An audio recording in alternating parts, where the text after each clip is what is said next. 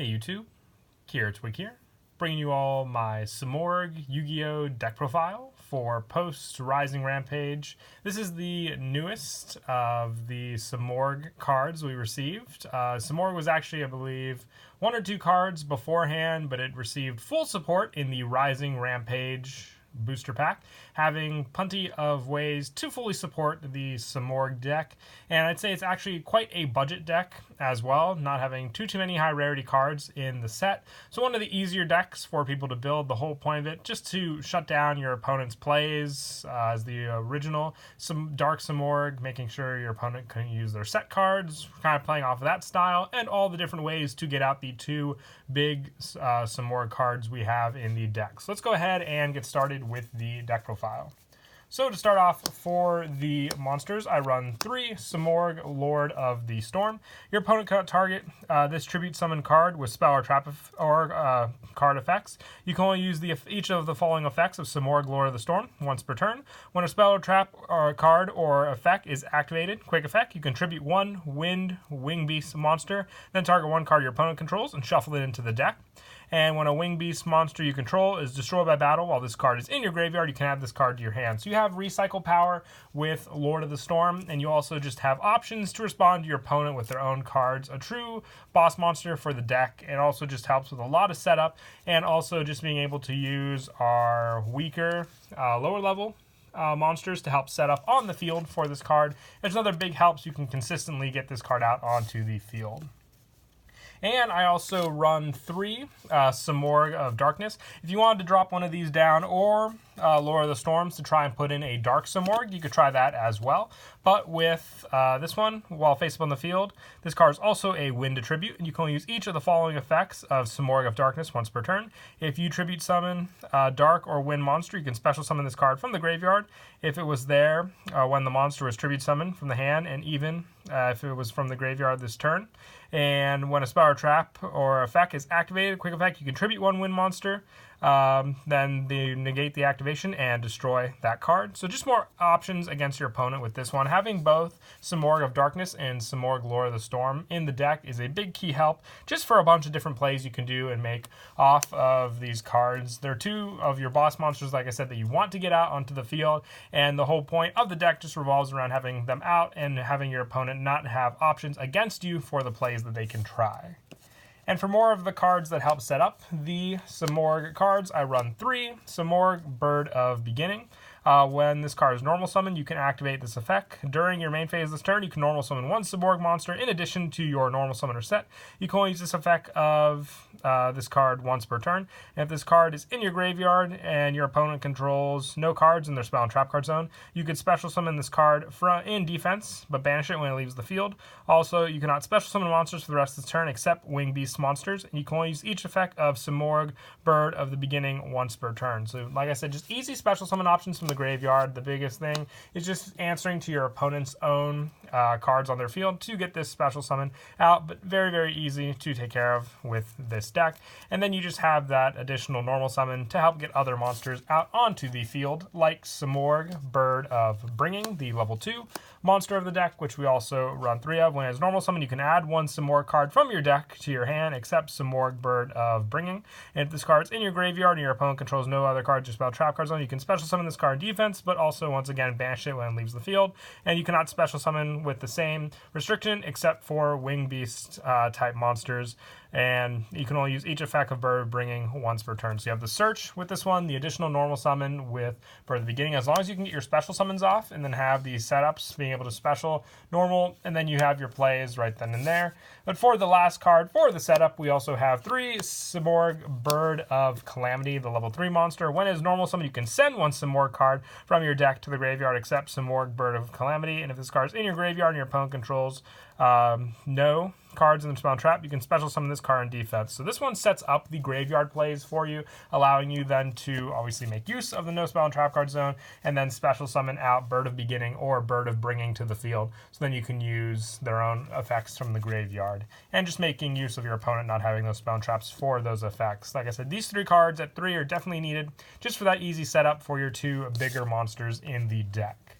And then to finish off the monsters, I went with as pure of a deck I could for the setup for the Simorgh cards, just because they all work very, very well together, and they don't really help with limitations otherwise. If you want to try some other cards, I'll show later in the Spell and Trap card zone for a little more budget play if you're looking for other cards to run. But to finish off the monsters, I run 3 Ash Blossom, just a hand trap to stop your opponent's searches or sends to the graveyard. Definitely does come in handy, along with all the other shutdowns you do with your 2 big Simorgh monsters in the deck.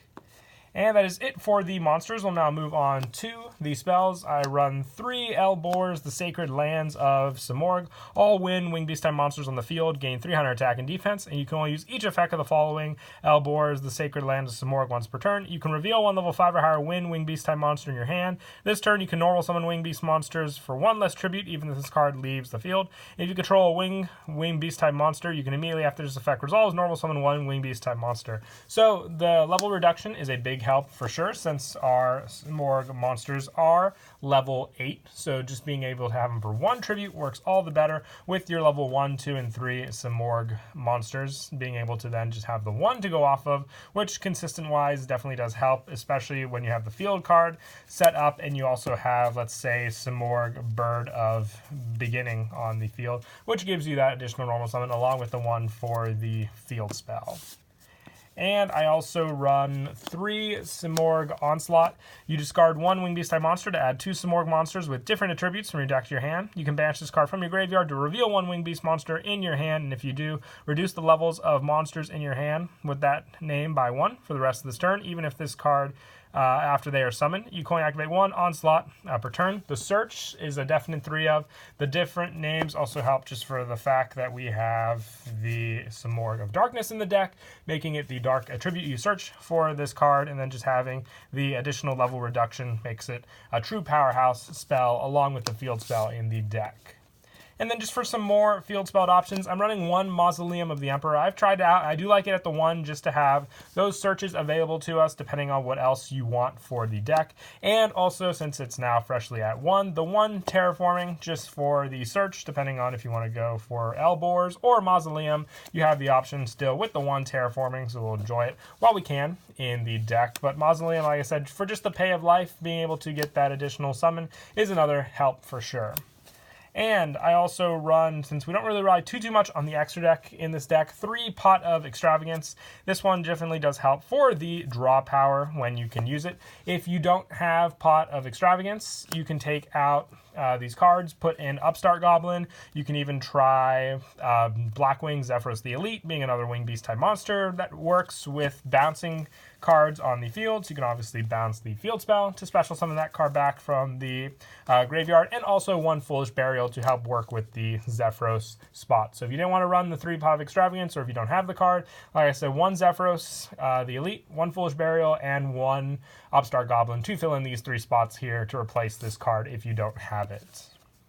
And I also run the 3 Call by the Grave just to stop your opponent from stopping your own setup. This card, like I said, shuts down the hand traps, Effect Veiler, Ghost Ogre, big ones for sure with this deck. So you want to make sure you have answers to it, and 3 of this is a nice answer for sure. And I also run the 2 Twin Twister. Clearing out your opponent's back row is another big help for sure. So this one is very, very nice for that. Going first, when your opponent doesn't have any back row, is another important one. But if they do have the back row, this card main decked is a good answer. Plus, it also sets up some of the Simorghs in your graveyard. Also, since it doesn't have to be a sent to the graveyard effect, you just have them in the graveyard, since obviously you would miss costs with Twin Twister, since it is a cost and you won't be able to get the summon off. But having it in the graveyard later on after Twin Twister resolves is a big part to that.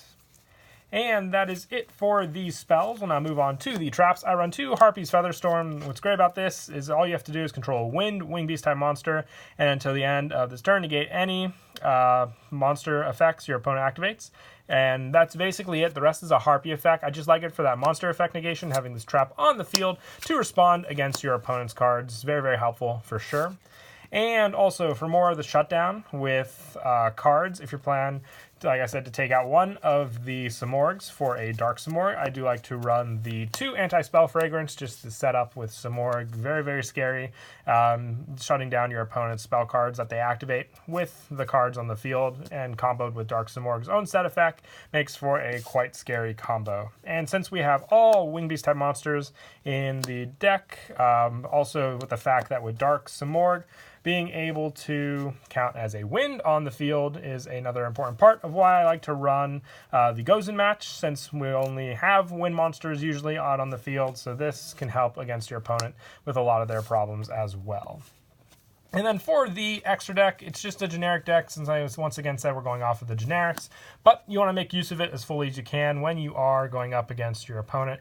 And if you do want to still have some extra deck options, so I run 1 Wind, the Wind Charmer Verdant, 2 Great Fly. You can vary the ratio between the Winds and the Great Flies, depending on how you want. If you want to add 1 more Wind and take out the Great Fly, you can do that. I also run 1 Desperate Doom Eagle, just a nice Wind level, rank 3. Not even rank, I keep messing up. Link 3, there we go, finally, for your Wing Beast monsters whenever you're limited for those summons. Also 1 Link Karibo, 1 Security Dragon, 1 Triple Burst, Trisvana, Nightmare Phoenix, and Nightmare Cerberus. Also 1 Akashic Magician, 1 Underclock Taker, 1 Boral Sword, 1 Topologic Bomber Dragon, and 1 Borolo Dragon to finish off the extra deck. But that is it for the deck profile. I hope you all enjoyed the video. Until next time, please don't forget to leave a like and subscribe. And Kira Twig out.